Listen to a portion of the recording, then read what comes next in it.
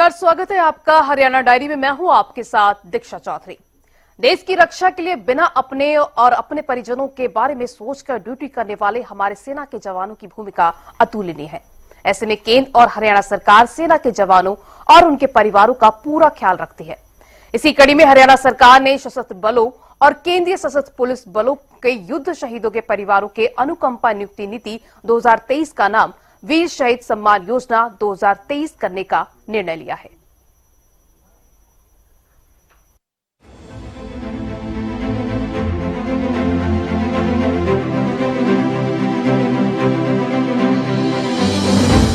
हरियाणा की नायब सरकार हर वर्ग का ख्याल रखते हुए काम कर रही है, चाहे वो गरीब वर्ग हो, युवा वर्ग हो, महिलाएं हो, किसान हो या व्यापारी या इसके अलावा अन्य कोई वर्ग। इसके साथ ही हरियाणा सरकार अपने कर्मचारियों का भी खास ख्याल रखती है। वैसे तो देश और प्रदेश के विकास के लिए हर विभाग के कर्मचारी का अहम योगदान होता है, लेकिन देश की रक्षा के लिए सरहद पर तैनात जवानों का योगदान सबसे ऊपर माना जाता है। ऐसे में सेना के जवानों और उनके परिवारों को किसी तरह की कोई परेशानी ना हो, इसके लिए चाहे वो केंद्र सरकार हो या राज्य सरकार इसका पूरा ध्यान रखती है और योजनाएं भी बनाती है। इसी कड़ी में हाल ही में हुई कैबिनेट की बैठक में हरियाणा की नायब सरकार ने सेना के जवानों और उनके परिवारों के लिए कुछ महत्वपूर्ण फैसले लिए हैं। मंत्रिमंडल की बैठक में अनुकंपा नियुक्ति यानी सशस्त्र बलों और केंद्रीय सशस्त्र बल युद्ध में हताहत हुए परिवार के सदस्यों के लिए नीति 2023 को और अधिक प्रभावशाली नाम वीर शहीद सम्मान योजना के साथ संशोधित करने की स्वीकृति प्रदान की गई। मौजूदा नीति के तहत नाम में ये परिवर्तन इसकी दृश्यता को बढ़ाएगा और इसे जनता के लिए अधिक यादगार और सुलभ बनाएगा। इस नीति के उद्देश्यों के बारे में बेहतर संचार और समझ की सुविधा भी प्रदान करेगा। इससे शहीदों के परिवारों के लिए उपलब्ध लाभों को प्राप्त करना भी आसान हो जाएगा। आज दो और जो हमारे शहीद परिवार थे, उनके परिवारों से दो और सरकारी नौकरी में आज इस पॉलिसी के तहत शहीद कैप्टन कपिल कुंडू की बहन श्रीमती काजल कुंडू और दूसरे हमारे शहीद सत्यवान की बहन श्रीमती मंजू रानी को मौलिक शिक्षा विभाग में लिपिक के पद पर सरकारी नौकरी दी है। और जो श्रीमती काजल कुंडू है, उसको रोजगार विभाग में सहायक रोजगार अधिकारी ग्रुप बी के पद पर नौकरी दी है।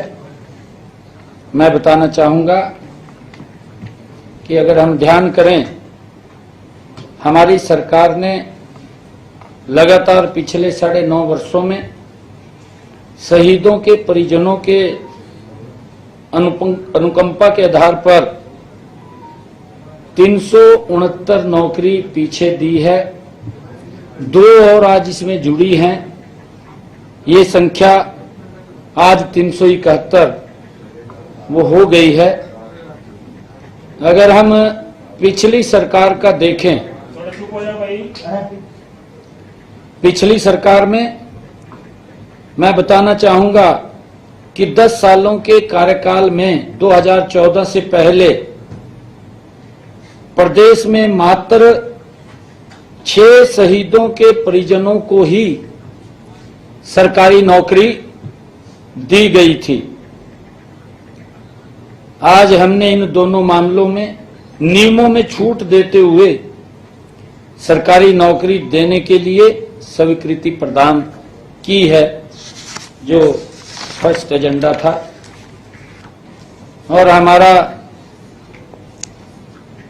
इस एजेंडे के अंदर जो हमारे सशस्त्र बलों और केंद्रीय सशस्त्र पुलिस बल युद्ध हताहतों के परिवारों के सदस्य के लिए नीति 2023 बनाई थी।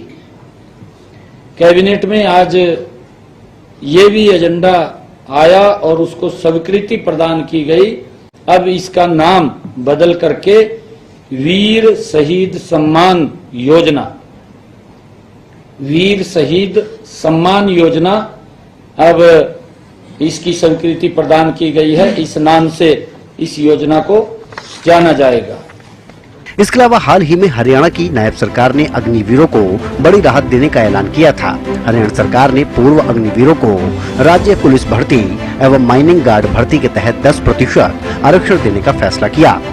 इसके साथ ही ग्रुप सी पदों पर होने वाली भर्तियों के लिए 5% आरक्षण देने का ऐलान किया। अब से राज्य में इन पदों पर होने वाली नई भर्तियों में यह आरक्षण लागू रहेगा। इन भर्तियों में भाग लेने वाले उम्मीदवारों की ऊपरी आयु सीमा में भी छूट देने का ऐलान हरियाणा सरकार की तरफ से किया गया है। इसके तहत अग्निवीरों को 3 वर्ष की अतिरिक्त वर्षों की छूट प्रदान की जाएगी। ऐसे में अग्निवीर जो 4 साल के बाद नौकरी से बाहर हो जाएंगे और अपना खुद का बिजनेस शुरू करना चाहेंगे, उनके लिए राज्य सरकार ने 0% ब्याज पर लोन उपलब्ध करवाने की भी घोषणा की है। राज्य सरकार की ओर से ये लोन 5 लाख रुपए तक 0% ब्याज पर उपलब्ध करवाया जाएगा। राज्य सरकार के अलावा कई भर्तियों में केंद्र की ओर से अग्निवीरों को पहले ही आरक्षण दिया जा चुका है, जिसमें CISF, BSF, CRPF जैसे मुख्य भर्तियां हैं। इन सभी भर्तियों में अग्निवीरों को आयु सीमा से लेकर फिजिकल तक में अतिरिक्त छूट दी जाएगी। इन सबके साथ ही अग्निवीर सेवा के 4 साल बाद 25% अभ्यर्थियों को मुख्य सेना में शामिल किए जाने की घोषणा पहले ही की जा चुकी है। चाहे वो अग्निवीरों को राहत देने की बात हो या वीर शहीद सम्मान योजना, नीति के नाम को इसके महान उद्देश्यों के साथ जोड़कर सरकार हमारे सशस्त्र बलों और केंद्रीय सशस्त्र पुलिस बलों के कर्मियों द्वारा किए गए कार्यों और उनके बलिदानों का सम्मान करने की प्रतिबद्धता को दर्शाता है।